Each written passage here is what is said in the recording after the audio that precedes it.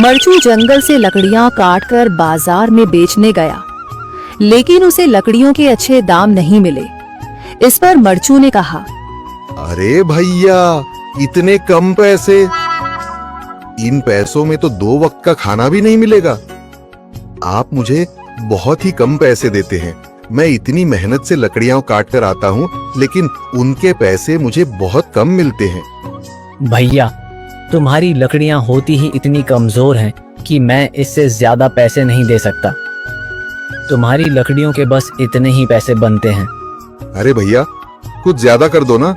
वो क्या है ना कि इन पैसों का तो कुछ भी नहीं आता। मैं अपनी जिंदगी कैसे गुजारूंगा? भैया, तुम जाकर अच्छी लकड़ियां लाओ, तभी इन लकड़ियों का अच्छा दाम मिल पाएगा, वरना इन लकड़ियों का तो यही दाम है।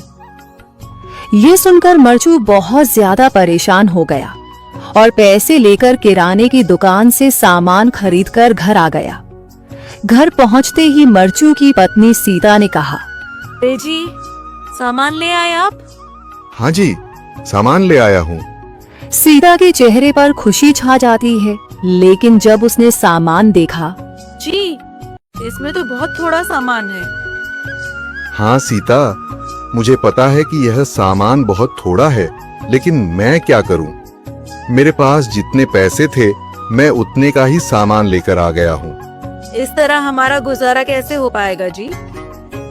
आपको तो पता ही है कि हम कितनी मुश्किलों से गुजारा करते हैं। हाँ हाँ, मुझे पता है, लेकिन मैं कर भी क्या सकता हूँ? मेरे पास इतने पैसे ही नहीं कि हम एक अच्छी जिंदगी गुजार सकें। इतनी मेहनत कर रहा हूँ, लेकिन फिर भी मेहनत का फल नहीं मिल रहा। इतनी मेहनत से अच्छी लकड़ी काट कर आता हूँ, लेकिन मुनासिब दाम नहीं मिलता। मैं तो बहुत परेशान हूँ। क्या करूँ? कहाँ जाऊँ? अरे जी, आप परेशान न हो, आप कोई और काम देख लें। मैंने कई बार काम तलाशने की कोशिश की, पर किसी ने भी मुझे काम नहीं दिया। ये सुनकर सीता भी काफी ज्यादा परेशान हो गई। मरचू से सीता की परेशानी नहीं देखी गई। उसने अपनी पत्नी सीता से कहा, मैं फिर से जंगल की ओर जा रहा हूँ। अरे जी, अभी मत जाइए ना, वैसे भी शाम हो रही है। आप कल चले जाइएगा, अभी मत जाइए। ठीक है, अगर तुम रोक रही हो तो मैं नहीं जाता। मैं कल चला जाऊंगा। इसके बाद मरचू गांव में घूमने के लिए चला गया। तभी उसे एक आदमी मिला और उसने कहा, कहाँ जा रहे हो भैया? और सुनाओ, क्या हाल चाल है? जिंदगी कैसे गुजर रही है? अरे भैया, तुम्हें तो पता है कि लकड़ियां काटकर कैसे गुजारा होता है। हाँ भैया, तुम सही कह रहे हो। और आसपास के जंगलों में अच्छी लकड़ियां भी नहीं है। इसके लिए तो जंगल के अंदर जाना पड़ेगा। पर जंगल के अंदर तो काफी सारे जंगली जानवर होंगे। मुझे बहुत डर लगता है भैया, मैं जंगल में कैसे जाऊंगा? हाँ भैया, जंगली जानवर तो होंगे, लेकिन अच्छी लकड़ियां तो वहीं से ही मिलेंगी। ये सुनकर मरचू बहुत ज्यादा परेशान हो गया, लेकिन वह आदमी बिल्कुल ठीक कह रहा था। जंगल के किनारे की सारी लकड़ियां कट चुकी थीं।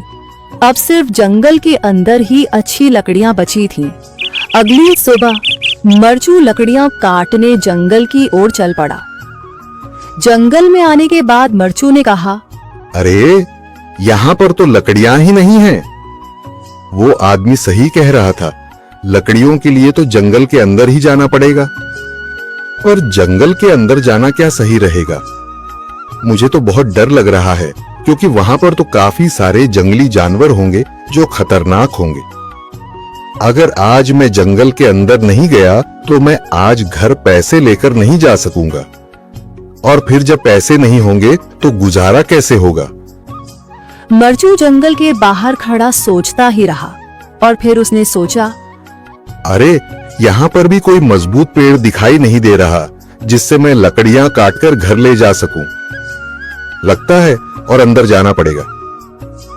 यही सोचकर मरचू जंगल के अंदर चला गया। अंदर जाने के बाद उसने इधर उधर पेड़ देखे, पर उसे कोई भी अच्छा पेड़ दिखाई नहीं दिया। यह सोचकर मरचू जंगल के और अंदर चला आया। बहू बनी ड्राइवर सीमा की साड़ी रवि से होती है।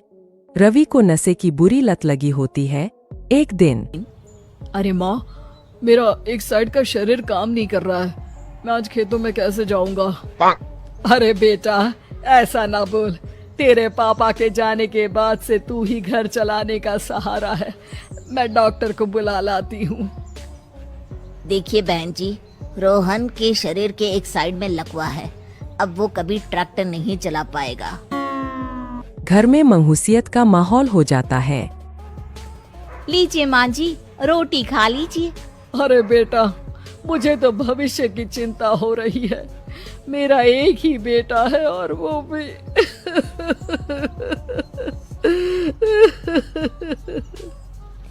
माँ जी, आप चिंता न करें। जब तक ये बीमार है मैं खेत जाकर काम कर लिया करूंगी। वैसे भी नशे के कारण इनका शरीर काफी कमजोर हो गया है। अगले दिन सीमा खेत में जाकर काम कर शाम को घर लौटती है। ये ले बेटा, पानी पी ले। कैसा रहा काम का पहला दिन? माँ जी, काम तो ठीक है, लेकिन मैं अगर ट्रैक्टर चलाना सीख लूँ ना तो काम और भी आसान हो जाएगा। अरे बेटा, दुनिया क्या कहेगी कि औरत होकर ट्रैक्टर चला रही है? माँ जी, या तो हम दुनिया देख ले या अपना घर, कोई बात नहीं। जब ये ठीक हो जाएंगे तो सब ठीक हो जाएगा। अरे बहू, जरा बाहर तो आना। जी माँ जी। बहू, तेरे मामा जी आए हैं, तूने बुलाया था ना? हाँ माँ जी, वो मामा जी ना आज से मुझे ट्रैक्टर चलाना सिखा। सीमा मामाजी से ट्रैक्टर चलाना सीखती है। वो मन लगाकर खेतों में काम करती है।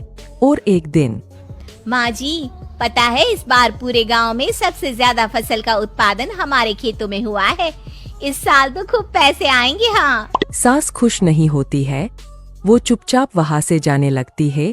तभी सीमा उसे रोक लेती है। क्या हुआ माँ जी, आपको खुशी नहीं हुई? बेटा, आज डॉक्टर साहब बोल रहे थे कि रोहन के ठीक होने के लिए 5 लाख रुपए की जरूरत है।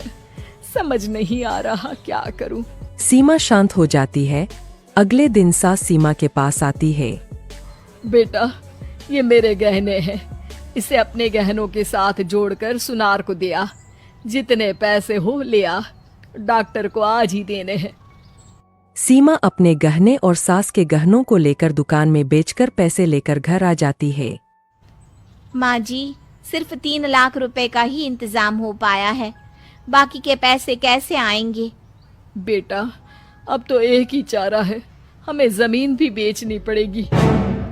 माँ, खेत बेच देंगे तो खाएंगे क्या? अरे बेटा, कोई दूसरा चारा भी तो नहीं है।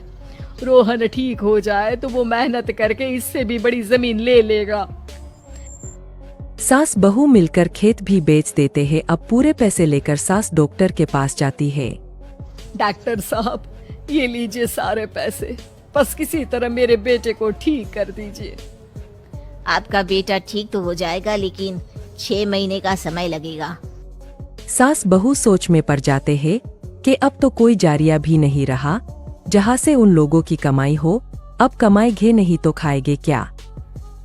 माँ जी, मेरे माता पिता ने लड़की होने के कारण मुझे ज्यादा पढ़ाया लिखाया नहीं, लेकिन ट्रैक्टर चलाना सीखकर मैं कुछ काम करने के लायक तो हो ही गई हूँ। अरे बेटा, ट्रैक्टर अब कहाँ चलाएगी? खेत तो बिक गए हैं। माँ जी, मैं किसी और के खेतों में दिहाड़ी में काम कर लूंगी, कुछ तो पैसे आएंगे ही ना। कहकर सीमा काम करना स्टार्ट कर देती है। जैसे तैसे उन पैसों से गुजारा चल ही रहा था। माँ जी, पास के अस्पताल से मुझे नौकरी के लिए ऑफर आया है। पैसे भी ये 4 गुना ज्यादा मिलेंगे और अब खाने पीने दवाई के साथ हम कुछ पैसे भविष्य के लिए भी जोड़ पाएंगे। लेकिन काम क्या है बहू? माँ जी, मुझे अस्पताल की एम्बुलेंस चलानी है। अरे, तू तो मेरी बहू नहीं, बेटा है बेटा। जरूर जा बेटा। और हाँ, तूने पूरे गांव में एक मिसाल कायम कर दिया कि हर काम हर कोई कर सकता है। उनके लिए लड़की या लड़का होने की कोई जरूरत नहीं। सीमा मन लगाकर काम करना शुरू कर देती है।